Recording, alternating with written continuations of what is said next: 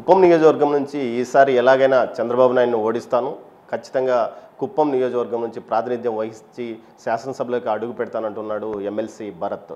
2014 ఎన్నికల్లో ఆయన తండ్రి చంద్రమౌళి ఇక్కడి నుంచి పోటీ చేశాడు. ఆ తర్వాత ఆయన మరణం తర్వాత నియోజకవర్గ బాధ్యతలు తీసుకున్న భరత్ ప్రజల్లోకి చొరవగా వెళ్తున్నాడు. అంతేకాకుండా పార్టీ ఏదైతే వైఎస్ఆర్సీపీ సంక్షేమ పథకాలను ఏ విధంగా అమలు చేయించడంతో పాటు జిల్లా సీనియర్ నేతలతో కలుపుకొని పోతూ వారి సహాయ సహకారాలతో వైసీపీ పార్టీని ముందుకు తీసుకుపోతున్నాడు. ప్రస్తుతం మనతో భరత్ గారు ఉన్నారు. ఆయన అడిగి మరిన్ని విషయాలు తెలుస్తున్నాం. సార్, కుప్పంలో గెలవడం సాధ్యమని భావిస్తున్నారు? ముఖ్యంగా ఏదైతే ఇప్పటివరకు తెలుగుదేశం పార్టీ 1983 నుంచి ఇప్పటి వరకు ఒకసారి కూడా అపజయం సాధించలేదు. అంతేకాకుండా తెలుగుదేశం శ్రేణులు బలంగా ఉన్న ప్రాంతం, కొంత చంద్రబాబు నాయుడు ముఖ్యమంత్రిగా ఉంటూ అభివృద్ధి కూడా సాధించడని చెప్తున్నారు. ఈ నేపథ్యంలో మీరు ఎలాంటి ప్రణాళికతో ముందుకు పోతున్నారు? మొట్టమొదటిగా చంద్రబాబు నాయుడు గారు కుప్పంని అభివృద్ధి చేసినాడు అనేటటువంటి విషయం ఏదైతే ఉందో అది జనరల్గా పక్కనున్న పొలంనేరుతోనో లేకపోతే పూతలపట్టుతోనో కంపేర్ చేస్తే అది చాలా తప్పు. ఎందుకంటే ఒక ఎమ్మెల్యే స్థాయిలో ఉండేటటువంటి వ్యక్తి చేసేటటువంటి అభివృద్ధిని తీసుకొని వచ్చి ఒక 3 సార్లు ముఖ్యమంత్రిగా ప్రాతినిధ్యం వహించినటువంటి కుప్పానికి కంపేర్ చేయడం అనేది చాలా అంటే ఆ కంపారిజన్ కూడా కరెక్ట్గా ఉండదు. మీరు కంపేర్ చేయాలనుకుంటే పులివెందులతో కుప్పాన్ని కంపేర్ చేస్తే ఎంత తేడా ఉంది. ఒక ముఖ్యమంత్రి అనుకుంటే ఒక నియోజకవర్గానికి ఏ రకమైనటువంటి అభివృద్ధి తీసుకురాగలుగుతాడు అనేటటువంటి విషయం తెల్లమవుతుంది. రెండోది, కుప్పం నియోజకవర్గానికి సంబంధించినంత వరకు అభివృద్ధి అంటే చంద్రబాబు నాయుడు గారు 4 లైట్లు వేసి 3 డ్రైన్లు వేసి 2 రోడ్లు వేసి అభివృద్ధి చేసేసినాను నేనని చెప్పడం అది ఎంత ఫూలిష్నెస్ అనేది నిజంగా అందరికీ తెలియాల్సినటువంటి విషయం. ఒక ముఖ్యమంత్రి స్థాయిలో పనిచేసినటువంటి వ్యక్తి 2 రాష్ట్రాల మధ్యలో ఉండేటటువంటి కుప్పానికి ఎన్ని అవెన్యూస్ క్రియేట్ చేసి ఉండొచ్చు అనేది మేము అడుగుతూ ఉండేటటువంటి క్వశ్చన్. ఇక్కడ నుంచి ఈరోజు కూడా ఒక 6 నుంచి 7 వేల మంది రోజు కూలి కోసం బెంగళూరుకి వెళ్ళి అక్కడ వాళ్ళు కూలి చేసుకొని మళ్ళా కుప్పానికి వచ్చి బతికేటటువంటి పరిస్థితుల్లో ఈరోజు ఉన్నారంటే వాళ్ళ కోసం ఏం చేయగలిగారు ఈ 35 సంవత్సరాలు అనేటటువంటి క్వశ్చన్ మీరు అడగాల. ఇక్కడ నుంచి బెంగళూరు కూలీ చేసుకొని పోయేటటువంటి వ్యక్తికి ఒక ఎయిర్పోర్ట్ అవసరమా అనేటటువంటి విషయం చంద్రబాబు నాయుడు గారు తెలుసుకోవాలి. ఇక్కడ ఎయిర్పోర్ట్ కడతా అభివృద్ధి చేస్తా, ఇంకోటి కడతా అభివృద్ధి చేస్తా అని చెప్పేటటువంటి ఈయన ఇక్కడ నుంచి మన బెంగళూరు వరకు ఒక 6 లేన్ హైవే ఒకటి వేసి ఒక ఎస్సీజెడ్ ఒకటి ఇక్కడ తయారు చేసి బెంగళూరులో ఎక్కడైతే అవుట్ఫ్లో అవుతున్నటువంటి ఇండస్ట్రీస్ ఏవైతే ఉన్నాయో ఐటీ సెక్టర్ ఏదైతే ఉందో ఇక్కడ నుంచి కరెక్ట్గా గంట బెంగళూరు. మీరైతే ఎలాంటి అభివృద్ధి చేయబోతున్నారు? మేము ఖచ్చితంగా ఇక్కడ ఉండేటటువంటి లోకల్ అన్ఎంప్లాయ్మెంట్ని ఉద్దేశించుకొని స్కిల్ డెవలప్మెంట్కి సంబంధించినటువంటిది ఏదైనా ఒక మంచి state of the art centre ఒకటి పెట్టగలిగితే ఇక్కడ పాస్అవుట్ అయినటువంటి డిగ్రీ చదువుకున్న పిల్లలు కానీ ఐటీఐ చేసిన పిల్లలు కానీ వీళ్ళకి ఇమీడియట్గా ఒక 3 మంత్ కానీ 4 మంత్ కానీ క్రాష్ కోర్స్ లాగా ఏదైనా ఒకటి చేసి ఇక్కడ మన గవర్నమెంట్ నుంచే వాళ్ళకు ప్లేస్మెంట్స్ వచ్చే విధంగా కూడా మనము ఏర్పాటు చేయగలిగి వాళ్లకు ట్రైనింగ్ ఇప్పించి మంచి ఇన్స్టిట్యూట్స్ ఇప్పుడు యాపిల్ కానీ ఇంకోటి పెద్ద మల్టీనేషనల్ కంపెనీస్ అన్నీ కూడా బెంగళూరు అవుట్స్కర్ట్స్లో పెద్ద ఇండస్ట్రీస్ సెటప్ చేస్తున్నారు. అది కాకుండా ఒక కొత్త ఎస్సీజెడ్ని ఒకటి ఇక్కడే తీసుకొని వచ్చి అట్లీస్ట్ ఒక 4,000 నుంచి 5,000 మందికి ఎంప్లాయ్మెంట్ వచ్చే విధంగా ఏదైనా ఒక ఇండస్ట్రీని ఇక్కడికి తీసుకొని వచ్చి పెట్టగలిగేటటువంటి స్కోప్ అంత ఆ ల్యాండ్ ఆ ఏరియా కుప్పంలో ఉంది. దాని మీద పర్సూ చేయగలిగితే రిలెంట్లెస్గా పర్సూ చేయగలిగితే ఖచ్చితంగా 1-2 ఇండస్ట్రీస్ వచ్చి ఇక్కడ సెటప్ చేయడానికి సుముఖంగా ఉంటాయి. అవేమీ పట్టించుకోకుండా ఇన్ని రోజులు ఊరికే అభివృద్ధి చేసిన నేను కూడా ఇప్పుడు నాకు 66 కోట్లు డబ్బులు వచ్చినాయి, నేను కూడా రోడ్లు వేసినాను డ్రైన్ అంటే నేను చంద్రబాబు నాయుడు కంటే బెటర్గా అభివృద్ధి చేసినట్టే కదా. మరి చెప్పండి. చాలా మారుమూల వెనుకబడిన ప్రాంతాన్ని ప్రజల జీవన ప్రమాణాలు పెంచే విధంగా మేము అభివృద్ధి చేసాము, వారి కాళ్ళ మీద వాళ్ళు నిలబడే విధంగా, కానీ వీరు వచ్చి దౌర్జన్యాలు చేస్తున్నారని టీడీపీ వాళ్ళు అంటున్నారు. ఎక్కడ దౌర్జన్యాలు చేసినారనేది చంద్రబాబు నాయుడు గారు కానీ టీడీపీ వాళ్ళు కానీ వాళ్ళు ప్రశ్నించుకుంటే కరెక్ట్ ఆన్సరు వాళ్ళే చెప్తారు. చంద్రబాబు నాయుడు గారు వచ్చిన ప్రతిసారి కుప్పానికి ఏదో ఒక కొట్లాట జరుగుతుంది. ఆయన ఒకే ఒక మైండ్ సెట్లో వస్తాడు. అంటే ఆయన రాగానే తెలుగుదేశం పార్టీ క్యాడర్ అంతా ఎక్కడ లేని అపోజిషన్ పార్టీని హింసించాలి, వాళ్ళని ఏదో ఒక విధంగా లాగి గొడవపడాలి, ఆ గొడవలో తెలుగుదేశం పార్టీ వాళ్ళు పై చేయి ఉన్నారని చెప్పి వీళ్ళని భయపెట్టాలి. ఇన్ని రోజులుగా నాకు తెలిసినంత వరకు ఏ పార్టీ వచ్చినా చంద్రబాబు నాయుడు గారు ఆ పార్టీని అదిమేయడానికే ట్రై చేశాడు. ఫస్ట్ టైం వైఎస్ఆర్సీపీ పార్టీలో ఏ రకమైనటువంటి ధైర్యం అనేది ఉందనేది రామచంద్రారెడ్డి గారు ఎవరైతే మంత్రివర్యులు ఉన్నారో వారి నేతృత్వంలో ఇక్కడ పార్టీ క్యాడర్ అంతా స్ట్రాంగ్గా ఉంది కాబట్టి చంద్రబాబు నాయుడు గారు ఎవరు వచ్చినా కూడా ఎదుర్కొనేటటువంటి సత్తా ఈరోజు వైఎస్ఆర్సీపీ పార్టీకి ఉంది కాబట్టి నువ్వు చేసే దరిద్రాలకి దౌర్జన్యాలకి ఈరోజు పార్టీ క్యాడర్ భయపడడం లేదు కాబట్టి ఫస్ట్ టైం నీకు రివోల్ట్ అనేది ఏందో దెబ్బ తగిలింది. మున్సిపల్ ఎలక్షన్స్లో మీరు బయట ప్రాంతాల నుంచి వ్యక్తులను తెచ్చి ఓట్లేసి గెలిపించుకున్నారు అంటే చంద్రబాబు నాయుడు గారు అది ఈజీ వాళ్ళకి చెప్పడం, ఓడిపోయారు కాబట్టి. మున్సిపల్ ఎలక్షన్ అప్పుడు ఎంతమంది ఎమ్మెల్యేలు తెలుగుదేశం పార్టీ ఎమ్మెల్యేలు ఇక్కడ లేరు మీరు ఆలోచించండి. 6 మంది తెలుగుదేశం పార్టీ ఎమ్మెల్యేలు, 2 ఎక్స్ ఎమ్మెల్యేలు ఇక్కడ వచ్చి వాళ్ళు కూడా క్యాంపెయిన్ చేసినారు. అంతెందుకు నారా లోకేష్ ఏం పని కుప్పానికి, ఆయన బయట ఉండేటటువంటి వ్యక్తి కదా, ఆయన ఎమ్మెల్సీ కదా, ఆయన ఎందుకు వచ్చి ఇక్కడ క్యాంపెయిన్ చేయాలా? చంద్రబాబు నాయుడు గారు ఓనికి వీధి వీధి తిరిగినారు. ఆఖరికి ఏంటంటే మీ వెనకల ప్రజలు లేరు, మీరు స్వతహాగా వచ్చి క్యాంపెయిన్లు చేసుకొని మీ క్యాడర్ని మీరు బూస్ట్ ఇప్పించుకున్నా కూడా ప్రజలు మిమ్మల్ని నమ్మేటటువంటి పరిస్థితుల్లో లేరనేటటువంటి నిజాన్ని వాళ్ళు జీర్ణించుకోలేక ఇలాంటి మాటలన్నీ మాట్లాడతాం. అదే ఒకవేళ మున్సిపాలిటీ తెలుగుదేశం పార్టీ వాళ్ళు కైవసం చేసుకుంటే ఈ మాట అనేటోళ్ళ వాళ్ళేమో 1,00,000 ఓట్లు చంద్రబాబుకు మెజార్టీ వస్తుందన్నారు, మీరేమో మేము గెలుస్తామంటున్నారు. 1,00,000 ఓట్ల మెజార్టీ వస్తుందనే వాళ్ళు మీరు గెలుస్తామని ఈ మధ్య చాలా తేడా ఉంటుంది కదా, అది ఎలా ఫుల్ఫిల్ చేయబోతుంది? అంటే నేను రియలిస్టిక్గా మాట్లాడుతున్నాను. ఒక గోల్ ఒకటి టార్గెట్ సెట్ చేసుకొని ఆ గోల్ని ఎలా అచీవ్ చేయాలి, దానికి సంబంధించినటువంటి క్యాడర్ని మేము ఎలా బిల్డ్ చేసుకోవాలి, ఓటర్స్ని మా పక్క ఉండేటటువంటి ఓటర్స్ అందరినీ కూడా ఎవరిని కూడా మా ఓటు వేస్ట్ కానికుండా ఎలా పోల్ చేయించుకోవాలి అనే దాని మీద మేము రెడీ చేసుకొని ఎలక్షన్లోకి పోదామని మేమున్నాం. గాల్లో లెక్కలు చెప్పాలంటే నేను కూడా 2 లక్షల ఓట్ల మెజార్టీతో గెలుస్తానని చెప్పి నేను కూడా 2 లక్షలే నా లక్ష్యం అని చెప్పుకొని నేను కూడా క్యాంపెయిన్ కూడా చేస్తున్నారు. 1,00,000 ఓట్ల మెజార్టీ లక్ష్యం అని క్యాంపెయిన్ కూడా చేస్తున్న పరిస్థితి. అది బాలకృష్ణకు బాగుంటుంది అట్లాంటి డైలాగులు, ఎందుకంటే ఆయన సినిమా యాక్టర్ కాబట్టి లక్ష్యం ఇంకోటి ఇట్లాంటి బాగుంటుంది. కానీ నేను ఈరోజు కూడా స్టాటిస్టిక్స్ తీయగలిగితే మాకుండేది 2,32,000 ఓట్లు. 2,32,000 ఓట్లలో లాస్ట్ టైం 70,000 ఓట్లు వైఎస్ఆర్సీపీ పార్టీకి క్యాండిడేట్ ఇక్కడ లేకపోగా ఎలక్షనీరింగ్ సరిగ్గా చేయలేకపోగా కూడా 70,000 ఓట్లు మాకు పడ్డాయి. అంతకంటే ముందు ఎలక్షన్ 2014 ఎలక్షన్లో 55,000 ఓట్లు పడినాయి. కనీసం ఆ ఓట్లు మళ్ళీ పడినా కూడా ఆయనకు 30,000 మెజార్టీ కంటే రాదు. మరి 1,00,000 ఓట్లు మెజార్టీ పడాలంటే మా పార్టీకి ఎన్ని ఓట్లు పడాలా? కనీసం మా దగ్గర ఉండేటటువంటి సర్పంచులు, ఎంపీటీసీలు వాళ్ళ కుటుంబం వేసినా కూడా, వాళ్ళ కుటుంబాలు వైఎస్ఆర్సీపీ పార్టీకి వేసినా కూడా 1,00,000 ఓట్ల మెజార్టీ రాదు. అది ఊరికే వాళ్ళు చెప్పుకోవడానికి క్యాంపెయిన్ చేసుకోవడానికి ఒక గిమ్మిక్, కానీ అది అసలు జరగదు. వాళ్ళు గెలవడం అనేది అసాధ్యం ఈసారి. అయితే మరోవైపు ఏదైతే మీ పార్టీలోని వ్యక్తులు కొంతమంది అబ్యూజ్ లాంగ్వేజ్, అంటే అవసరమైతే చంద్రబాబు తల నరుకుతా, అలాంటి వ్యక్తులు కూడా మీ చుట్టూ కూడా ఒక హింసాత్మక వాతావరణాన్ని కూడా క్రియేట్ చేస్తూ మిమ్మల్ని ఏమైనా ఇబ్బందులు పాలు చేస్తున్నారు? అదంతా కూడా తెలుగుదేశం వాళ్ళు క్రియేట్ చేస్తూ ఉన్న ఒక డైరెక్ట్గా అన్నాడు కదా, ఒక నాయకుడు అయితే ఏకంగా తలనరికి తెస్తా చంద్రబాబును వస్తే అన్నట్లు కూడా మాట్లాడిన పరిస్థితి కూడా గతంలో. అంటే దాని వెనకల ఏం జరిగింది అనేది కూడా మీరు చూడాలన్న. ఇప్పుడు ఆ పార్టీలో ఉండేటటువంటి ఒక వ్యక్తి నన్ను ఇక్కడ నుంచి పంపించేస్తాను, ఇక్కడ భరత్కి ఏం సంబంధము, ఆ పార్టీ తను ఎమ్మెల్సీగా పనికిరాడనో లేకపోతే కులం పేరు పెట్టి దూషించడమో ఇవన్నీ మాట్లాడితే ఇంతకుముందు కాంగ్రెస్ పార్టీ, ఇంతకుముందు వైఎస్ఆర్సీపీ పార్టీ కాదు కదా ఇది. ఇప్పుడు ఇది రెన్యూడ్ ఫుల్ పవర్ ఉన్న వైఎస్ఆర్సీపీ పార్టీ.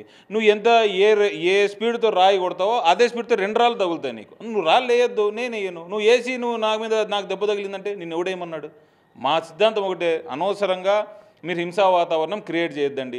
క్రియేట్ చేస్తే కాన్సిక్వెన్సెస్ ఫేస్ చేయండి, అంతకుమించి నేనేమనలేదు. అంతకంటే ముందు ఒక వ్యక్తి నన్ను అసభ్యకరంగా మాట్లాడి నన్ను అనవసరంగా ఇక్కడ నుంచి నేను పంపించేస్తానో అతను మాట్లాడాడు.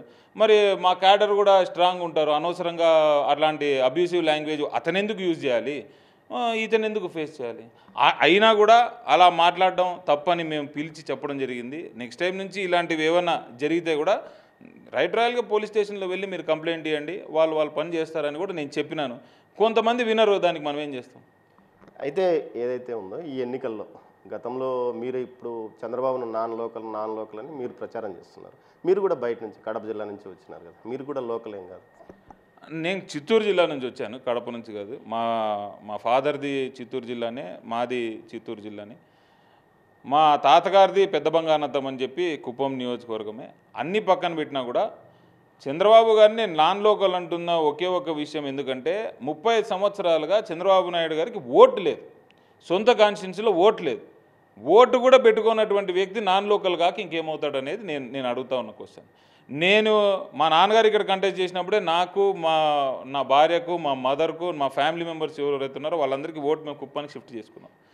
ఎందుకంటే మా సీరియస్నెస్ ఇక్కడ మా ఫాదర్ నిలబడుతున్నారు, మేము ఆయనకు ఓటు వేయాలనేటటువంటి. చంద్రబాబు నాయుడు గారికి ఇక్కడ ఓటు లేదు, వారి సతీమణి భువనేశ్వరమ్మకి ఇక్కడ ఓటు లేదు, కొడుకు ఇక్కడ ఓటు లేదు, ఎవరికి ఇక్కడ ఓటు ఉంది? నువ్వు కుప్పంలో ఎందుకు ఎమ్మెల్యే కంటెస్ట్ చేస్తా ఉన్నావు అనేది నాకు క్వశ్చన్. నువ్వు నాన్ లోకల్ కాక ఇంకేమంటారు?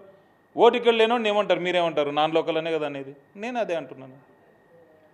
మీరు ప్రత్యేకంగా ఏదో ఇండస్ట్రీస్ తెస్తాము అది ఇది అంటున్నారు. ఈ 4 సంవత్సరాల కాలంలో మీరు అంటే మీ ప్రభుత్వం పరిపాలన ఎలాంటి, అసలు రాష్ట్ర వ్యాప్తంగానే ఎలాంటి ఇండస్ట్రీస్ రాలేదు, కనీసం రోడ్లు కూడా మరమ్మతు చేయలేని పరిస్థితులు వైకాపా ప్రభుత్వం ఉందనే విమర్శలు వస్తున్న నేపథ్యంలో దానికి ఎలా ధీటుగా సమాధానం చెప్తారు? ఎలాంటి అజెండా అంటే ప్రత్యేకంగా మీరు కుప్పానికి సంబంధించి ఎలాంటి మేనిఫెస్టోతో ముందుకు వెళ్ళబోతున్నారు?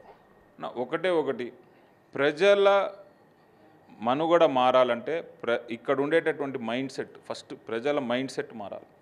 మనం ఇంతకంటే బెటర్గా బతకగలుగుతాం అనేటటువంటి ఒక హోప్ క్రియేట్ చేయాలి. ఆ హోప్ క్రియేట్ చేసే విధానంలోనే ఈరోజు కుప్పాన్ని మున్సిపాలిటీ చేయడం జరిగింది. మున్సిపాలిటీ చేసిన తర్వాత కొన్ని దశాబ్దాలుగా వాళ్ళు మరిచిపోయి కావాలని చేయలేనటువంటి ఎన్నో పనులు నేను చేసి పెట్టాను. మా ప్రభుత్వం వచ్చినాక మేము చేసి పెట్టాం. ఇక్కడ ఒక పెద్ద రాజకాలం ఉంటుంది కుప్పానికి. అది చంద్రబాబు నాయుడు గారు ఇన్నేళ్ళు ముఖ్యమంత్రి ఉన్నా కూడా ఎవడు కనీసం దాని జోలికి పోయి టచ్ చేసినట్టు కూడా కాదు.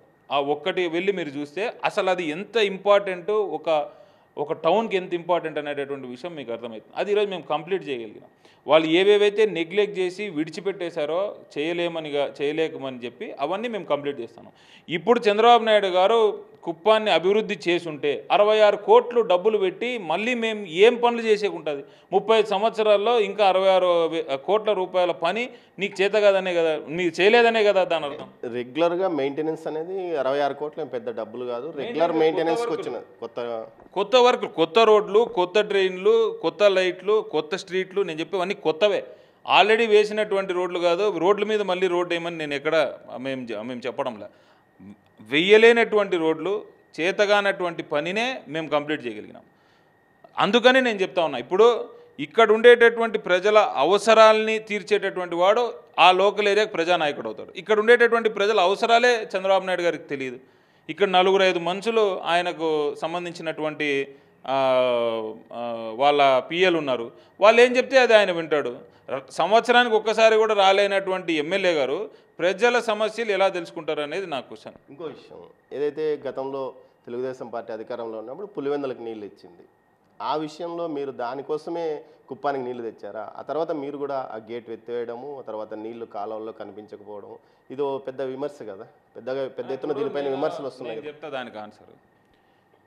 హెచ్ఎన్ఎస్ఎస్ కాలువ కంప్లీట్ చేయాలా అనేటటువంటిది ప్రాజెక్టు, కరెక్ట్ కదా? మీరు హెచ్ఎన్ఎస్ఎస్ కాలువ కంప్లీట్ అయిందా లేదా అని చెప్పి చంద్రబాబు నాయుడు గారిని ఒక సర్వే టీం పంపిమని చెప్పండి. మాకు వర్దికుప్పం అనే ప్లేస్లో హెచ్ఎన్ఎస్ఎస్ కాలువ స్టార్ట్ అవుతుంది, పరమ సముద్రం అనే ఏరియాలో ఎండ్ అవుతుంది. 73 కిలోమీటర్లు అక్కడి నుంచి ఇక్కడి వరకు 73 కిలోమీటర్లు నడవమనండి. ఎక్కడైనా సరే హెచ్ఎన్ఎస్ఎస్ కాలువ కంప్లీట్ కాకుండా ఆ లిఫ్ట్ లేకుండా ఉంటే మేము నిజంగా కాలువ కంప్లీట్ చేయలేదని చెప్తాం. మేము 83% పూర్తి చేశాము, కేవలం 17% పూర్తి చేయడానికి 4.5 సంవత్సరాల కాలం ఎలా పట్టింది అని ఒక ముఖ్యమంత్రి గారు తన సొంత నియోజకవర్గానికి మాట్లాడాల్సిన మాటలేనా అవి అని నేను అడుగుతా ఉన్నా. ముఖ్యమంత్రి అంటే కేవలం కుప్పం నియోజకవర్గానికి కాదు, రాష్ట్రానికి మొత్తం ప్రాతినిధ్యం. నేను అనేది కూడా అదేనా, నీ సొంత నియోజకవర్గాన్నే నువ్వు పట్టించుకోలేనటువంటి వాడివి రాష్ట్రాన్ని ఏం పట్టించుకుంటావు అనేదే నా క్వశ్చన్ కూడా. నీ సొంత నియోజకవర్గంలో నువ్వు ఒక 10 కుప్పానికి నీళ్ళు ఇచ్చారైతే సక్సెస్ఫుల్గా నీళ్ళు వచ్చాయి. 100% కృష్ణా జలాల్ని కుప్పానికి తీసుకొని వచ్చి మధ్య చెరువు దాని కింద ఉన్న 3 ట్రిబ్యూటరీస్ని మేము నింపగలిగాం. వాటర్ బాగుండి వర్షాలు బాగుపడి ఉంటే దాన్ని నేను పరమ సముద్రం చెరువు వరకు తీసుకొని వెళ్ళి నింపేటటువంటి వాడిని 100%. ఇప్పుడు కరువు సమయంలో మరి అక్కడి నుంచి ఇక్కడి వరకు వాటర్ తీసుకొని వచ్చి వదిలితే మధ్యలో ఉన్న అనంతపూర్ వాళ్ళు, కర్నూలు జిల్లా వాళ్ళు, తర్వాత అక్కడ ఉండేటటువంటి ఈ చిత్తూరు జిల్లాను మీరు తీసుకుంటే తంబలపల్లి, పొంగనూరు, పొలంనేరు, ఈ 3 జిల్లాల వాళ్ళు కూడా మాకు ఇంకా నీళ్ళు రావడం లేదు, మొత్తం కుప్పానికి తీసుకొని వెళ్ళిపోతున్నారు అనేటటువంటి కాంట్రవర్సీ క్రియేట్ అవుతా ఉంది. కాబట్టి ఈ 3 చెరువులు నింపి కాలువ కంప్లీట్ అయింది. నెక్స్ట్ సీజన్లో 100% వర్షాలు బాగుపడినప్పుడు ఈ వాటర్ తీసుకొని వచ్చి అక్కడ వదిలేస్తామనేది మేము చెప్పినటువంటి సమాధానం. ఇంకోటి ఏంటంటే హెచ్ఎన్ఎస్ఎస్ కాలువ శ్రీశైలం డ్యామ్ నుంచి వాటర్ తీసుకొని వచ్చి ఈ ఛానల్లో వాటర్ తీసుకొని రావడం అనేది ఎప్పుడూ ఒక డిఫికల్ట్ టాస్క్ అది. ఎందుకంటే 2 జిల్లాల్ని 4 నియోజకవర్గాలు దాటి కుప్పానికి రావాలి ఇప్పుడు ఉండేటటువంటి ఛానల్. ఈ ఇష్యూ మేము సీఎం గారి దృష్టికి తీసుకొని వెళ్ళినప్పుడు ఆయన సపరేట్గా గండికోట నుంచి ఒక పైప్ లైన్ ఒకటి డ్రా చేసి పలంనేరు మన పుంగనూరు బ్రాంచ్ కెనాల్ దగ్గర ఈ గండికోట వాటర్ని కూడా అడిషనల్గా తీసుకొని వచ్చి అక్కడ వదిలేటటువంటి కార్యక్రమము ఆ ప్రాజెక్ట్ కూడా ఇప్పుడు టేకప్ చేస్తూ ఉన్నారు. నెక్స్ట్ ఎలక్షన్ ఇయర్ లోపల ఈ ప్రాజెక్ట్ కంప్లీట్ చేసుకోవాలి. ఆ వాటర్ కానీ రాగలిగితే కుప్పానికి ఫ్రీక్వెంట్గా వాటర్ వచ్చేటటువంటి అవకాశం చాలా ఉంది. నువ్వు తీసుకొచ్చిన ఛానలే ఇప్పుడు ఉండేటటువంటి ఛానల్ వాటర్ రావడానికి చాలా ఇబ్బందికరంగా ఉంటుంది, ఎందుకంటే 2-3 జిల్లాలు దాటాలి కాబట్టి. ఇది కాకుండా ఆయన ఎప్పుడూ పట్టించుకోలేనటువంటి పాలార్ ప్రాజెక్ట్కి మన సీఎం గారు నేను శంకుస్థాపన. పాలార్ ప్రాజెక్టు మీద ఆల్రెడీ చెక్ డ్యామ్స్ కట్టాము. గతంలో ఏదైతే వైఎస్ రాజశేఖర రెడ్డి దీని మీకు శంకుస్థాపన చేసినప్పుడే తమిళనాడు గవర్నమెంట్ కోర్టుకు వెళ్ళింది. కోర్టులో ఉన్నదాన్ని కేవలం ఎన్నికల పబ్లిసిటీ స్టంట్ కోసమే ముందుకు వెళ్ళారు. ఏపిచ్చింది ఎవరు? కోర్టుకు ఏపిచ్చింది ఎవరన్నా? ఇప్పుడు నీ సొంత నియోజకవర్గంలో ప్రజలు బాగుండాలి, సుభిక్షంగా ఉండాలి అనేటటువంటి ఉద్దేశం మీకుంటే మీరు 3 సార్లు ముఖ్యమంత్రిగా ఉన్నారు. పాలార్ ప్రాజెక్ట్ అనేది ఈరోజు ఉండేటటువంటి ఇష్యూ కాదు. ఎందుకు దాన్ని పర్సూ చేసి నాకు తెలిసినంత వరకు కోర్ట్స్కి సంబంధించి కానీ ఇంకోటి సంబంధించి కానీ చంద్రబాబు నాయుడు గారు విపరీతంగా స్ట్రాంగ్, అది ఊరంతా తెలిసినటువంటి విషయం. అయితే ఆయన జైల్లో అన్ని రోజులు ఎలా ఆయన ఎందుకు తీయలేకపోయినాడు? స్టే ఎందుకు వెకేట్ చేసి స్ట్రాంగ్ అయితే అన్ని రోజులు ఆయన జైల్లో బెయిల్ రాకుండా అన్ని రోజులు అయితే 6 నెలలు ఉండాలంట. ఆయన 23 రోజుల్లో బయటకు వచ్చాడు. మరి మామూలుగా అయితే 6 నెలలు ఉండాలండి. ఆ కేసుకి 6 నెలలు ఉండాలి. ఆయన 23 రోజులు బయట అక్కడే అర్థమవుతుంది కదా ఆయన ఎంత స్ట్రాంగ్. నేననేది ఏంటంటే మీరు ఎందుకు ఒక స్పెషల్ టీంని ఒకటి పెట్టి దాని మీద ఇన్ని సంవత్సరాలుగా అంటే మాకు ఎందుకు ఛాన్స్ ఇచ్చారు? మేము ఇప్పుడు దాన్ని వెకేట్ చేయించుకొచ్చి నేను మా సీఎం గారిని తీసుకొని వచ్చి నేను శంకుస్థాపన చేయాల్సిన అవసరం ఏముంది? మీరు చేసి ఉండాల్సింది. పాలార్ ప్రాజెక్ట్ అనేది 100% అవసరమైనటువంటి ప్రాజెక్టే. ఆ వాటర్ అంతా కూడా అనవసరంగా తమిళనాడుకి వెళ్ళిపోతున్నటువంటి వాటరే. 20 చెక్ డ్యామ్లో 22 చెక్ డ్యామ్లో కట్టారన్నారు. ఎక్కడెక్కడ కట్టారు చెక్ డ్యాములు నేను చెప్పనా? కంగుందిలో పిఎస్ మునరత్నం అని ఒక పెద్ద ఆయన ఉన్నాడు. ఇప్పుడు ఆయన ఈ కుప్పానికి ఇన్ఛార్జ్ శ్రీకాంత్ కంటే ముందు ఆయనకు ఒక 20-30 ఎకరాల ఎస్టేట్ ఉంది. ఆ ఎస్టేట్కి అడ్జాయినింగ్ ఈ డ్యామ్ కట్టారు. ఎవరికి లాభం ఆ డ్యామ్ కడితే? మీ లీడర్కి లాభం. దానిపైన రామకుప్పంలో ఒక డ్యామ్ కట్టినారు. ఆడు ఇంకో లీడర్ ఉంటాడు, ఆయన కట్టుకున్నాడు. ఇట్లా గవర్నమెంట్ సొమ్ము ఉపయోగించుకొని వాళ్ళ స్వలాభం కోసం వాళ్ళు చెక్ డ్యాములు కట్టుకొని ఆడ వాటర్ అంతా వాళ్ళు వాడుకున్నారు తప్పితే. ఇంకోటి మీరు వీరప్పన్కు స్తూపాన్ని ఆవిష్కరించడం మీకు బాగానే అనిపించింది. అంటే యాక్చువల్గా మేము ఆ స్తూపం పక్కన వైఎస్ఆర్సీపీ స్తూపం ఒకటి ఉండింది. ఆ వైఎస్ఆర్సీపీ స్తూపాన్ని ఆవిష్కరించుకొని పోతా ఉన్నప్పుడు అక్కడ ఉండేటటువంటి పబ్లిక్ అంతా కూడా యాక్చువల్గా దాని మీద వన్నెక్కుల క్షత్రియ అని ఉంటుంది. మీరు ఇప్పుడు కూడా వెళ్ళి చూడండి. వన్నెక్కుల క్షత్రియ అనేటటువంటి కమ్యూనిటీకి సంబంధించినటువంటి స్టాచ్యూ అది. ఆ స్టాచ్యూ ఓపెన్ చేయి అంటే అప్పటికే లేట్ అయిపోయింది, మీటింగ్ జరుగుతుంది. అది లాగేసి అక్కడ ఫోటో దిగేసి వెళ్ళిపోయినాం. తర్వాత కాంట్రవర్సీలో అక్కడ వీరప్పన్ బొమ్మ ఒకటి అంటించి అది ఆయనకి రెస్పెక్ట్ ఇచ్చి ఓపెన్ చేసినారు అని చెప్పి అది కాంట్రవర్సీ. తర్వాత మీరు ఆవిష్కరించినప్పుడు బొమ్మ లేదు, చిన్న బొమ్మ నేను అది సరిగ్గా చూడలేదు. దాని తర్వాత మళ్ళీ తీయించేశాను. మళ్ళీ నేను అపాలజీ లెటర్ కూడా ఒకటి ఇచ్చాము. మా ఉద్దేశం ఏంటంటే అక్కడ ఉండేటటువంటి కొంతమంది ప్రజలు ఎవరైతే ఉన్నారో వాళ్ళందరూ కూడా ఈ వీరప్పన్ అనేటటువంటి ఒక క్రేజ్లో ఉన్నారు. నేను తర్వాత డిఎఫ్ఓ గారికి కూడా ఫోన్ చేసి అన్న ఇప్పుడు చాలామంది ఇక్కడ ఉండేటటువంటి ప్రజలు ఇంకా కూడా ఒక రకమైనటువంటి డివోషన్ వీరప్పన్ అనే డివోషన్లో ఉన్నారు. వాళ్ళందరినీ ఎడ్యుకేట్ చేయాల్సిన అవసరం ఉంది. ఎందుకంటే అంత బ్యాక్వర్డ్ ఉన్నారు. ఇంకా అతను వాళ్ళ ఫీలింగ్ ఏంటంటే ఇతను అక్కడ ఉండేటటువంటి లోకల్స్ని చాలా బాగా చూసుకున్నాడు. వాళ్ళ బాగా చూసుకున్నందుకు వాళ్ళందరూ ఒక రకమైనటువంటి అభిమానం ఆయన మీద పెట్టుకున్నారు. బట్ అది ఎప్పటికీ కూడా మనకు మంచిది కాదు. మీరు వాళ్ళకందరికీ కొన్ని కౌన్సిలింగ్ క్లాసెస్ పెట్టి ఇలా జరిగింది కాబట్టి అది ఈ రకమైనటువంటి హింసాకాండ కారకమైనటువంటి వ్యక్తి కాబట్టి అతన్ని మీద ఇట్లాంటి అభిమానం కానీ ఇట్లాంటి పిచ్చి పనులు చేయడం మంచిది కాదని చెప్పి డిఎఫ్ఓకి చెప్పాను. మన లోకల్ పోలీసు వాళ్ళకు కూడా నేను ఇన్ఫామ్ చేసి ఇలాంటి కార్యక్రమాలు చేయకూడదు, నేను చేసినందుకు కూడా నేను అపాలజీ లెటర్ ఒకటి ఇచ్చాను. అది తెలియక జరిగింది కాబట్టి ఖచ్చితంగా వీరప్పన్ ఉంటే అక్కడి నుంచి పక్కన నుంచి నేను నడుచుకొని యాక్చువల్గా ఒక పూర్ణ కుంభం ఉంటుంది. ఆ పూర్ణ కుంభంకి 2 కత్తులు ఉంటాయి. అది మా కమ్యూనిటీకి సంబంధించినటువంటి స్టాచ్యూ అనుకొని లాగేసి ఇమీడియట్గా వెళ్ళిపోయినాం. దాని తర్వాత జరిగినటువంటి పరిణామాలు I apologize to that. Next time జరగకుండా చూసుకుంటాం. మీరు ఎంత ఆధిక్యతతో గెలవబోతున్నారని అన్న ఖచ్చితంగా ఈ ఎలక్షన్లో మేము గెలుస్తాం.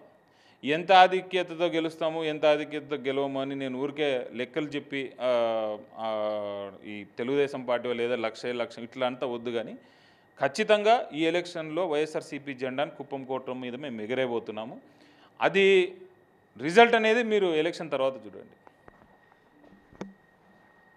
శాసనసభ ఎన్నికల్లో కుప్పంలో వైఎస్ఆర్సీపీ జెండా ఎగరవేస్తామని ధీమాగా చెప్తున్నాడు ఎమ్మెల్సీ భరత్. అంతేకాకుండా 35 సంవత్సరాల పాటు కుప్పం నియోజకవర్గాన్ని చంద్రబాబు నాయుడు నిర్లక్ష్యం చేశాడు. కానీ తాము మాత్రం ఒక భవిష్యత్ ప్రణాళికతో ముందుకెళ్తున్నాము. అంతేకాకుండా వచ్చే 5 సంవత్సరాల కాలంలో కుప్పంలో యువతకు ఉపాధి కల్పించడానికి అన్ని రకాల చర్యలు తీసుకుంటామని ఆయన అంటున్నారు. కెమెరా పర్సన్ పురుషోత్తంతో దామోదర్, కుప్పం నుంచి.